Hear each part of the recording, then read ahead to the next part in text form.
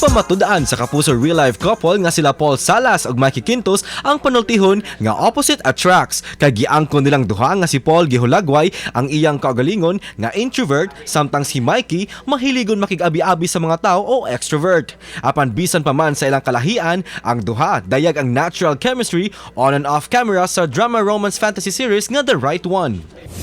Miabot na sa 14.3 million ka mga follower and 114 million likes ang TikTok account ni kapuso actress Sanya Lopez kinsa nagda sa papel ni Hara Orduha sa mga lihim ni Orduha. Patok ang iyang mga videos og pasiaw sa TikTok nga gi-heart sa iyang mga follower. Hinungdan nga top 7 siya isip most followed TikTok Pinoy celebrity sa tibuok nasod.